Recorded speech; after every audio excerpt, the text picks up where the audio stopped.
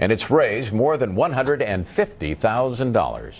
Well, a new CDC report reveals something surprising, rather alarming statistics on the number of women who still smoke while they're pregnant. And here to talk about those numbers and other harmful effects of smoking is an award-winning clinical nurse. So you just explained the difference between an RN and a critical nurse, is Alice Benjamin. Yes. Alice, I didn't know that a lot of women are still smoking.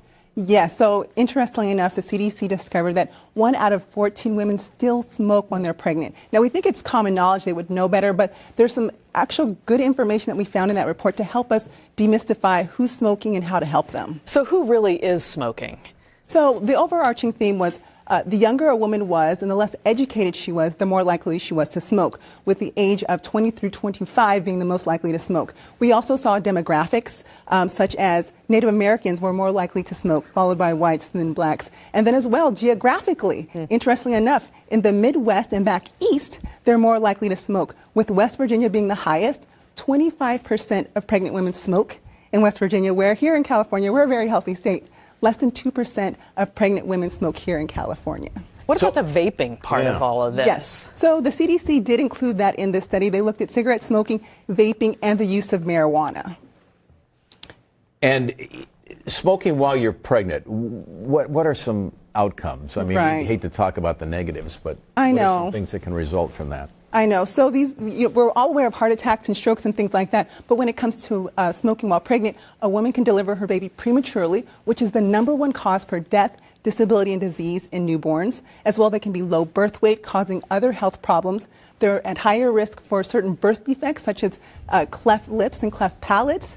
They're also at risk for learning and physical disabilities, and higher risk for sudden infant death syndrome.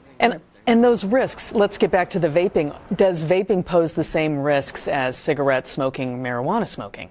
Well, it does have its risk. We don't have as much evidence as we do with the tobacco products because tobacco's been around for a long time. But there's definitely some harmful information out there. And with vaping, you're never really sure what chemicals or what product is actually in your device. So even more dangerous, because when we talk about smoking, it's not just the tobacco smoke, but there are other harmful carcinogenic chemicals in there that are harmful for mom and baby. Does it increase the harm as the age increases of the pregnant woman? Well, we know. How big of a factor is that age? Right. Well, smoking definitely plays a role with getting pregnant. So it's more difficult to get pregnant if you are smoking. And if you're smoking, you're actually at a higher risk for miscarriage. But what the study found is that less than 2% of women over the age of 45 smoke while they're pregnant. So there's something about women who wait to have children or have children later, they're less likely to smoke. Well, and I think the reassuring news in all of this is that at least here in California, it seems like people are getting the message and there's fewer pregnant women smoking here. Yes. And in California, we have a lot of laws around smoking, so that definitely deters and discourages people from smoking. So that plays a role in, I think, how successful we are in California. Yeah. Well, thank you. Alice Benjamin. Now we understand why Allison got all those awards. Yeah. Thank you so much for having me. Thanks for coming in. Thank you, Allison. Thank you. Appreciate that.